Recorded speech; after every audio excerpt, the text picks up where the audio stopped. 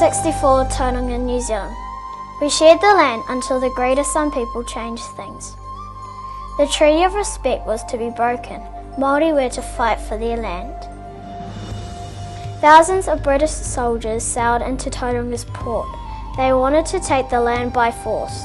The British sailed up the Waimapu River. They made camp preparing for the battle at the gate. Māori dug deep trenches. They also dug rooms under the ground at the pa. They made tall fences called palisades for protection. They were ready to defend their pa, their land. A young peaceful leader named Tenere Taratoa wrote up a code of conduct which included the enemy to be looked after if hurt in battle. However, the British Army just wanted to fight. The morning of the battle began. Over 2,000 British soldiers were to fight against 250 Māori. The sun did not shine, the wind blew and the rain fell as the cannons rolled into position.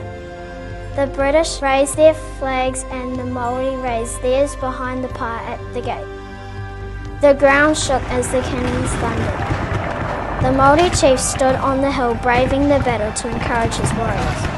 His belief was that God would help defend their pa. All day the cannons fired until the British could see no one moving. The soldiers attached their bayonets and marched to the pa. All was quiet and still on the hill. The British were sure they had won the battle.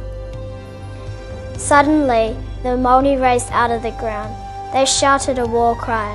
They raised their weapons. The British were frightened. The battle raged until the night fell across the land. It was dark, cold and still. Many were left in the dark to die. This is when the Māori stayed true to the code of conduct, even their chief. They gathered water for the enemies, not knowing if they would be killed. Māori took water to the British soldiers, doing good to their enemies. As the morning broke the darkness of night, the sun was to reveal a victory.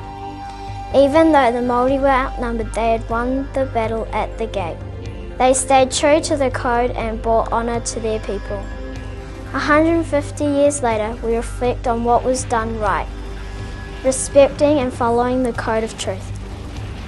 Respect and truth. This will always bring you honour and victory against the enemy.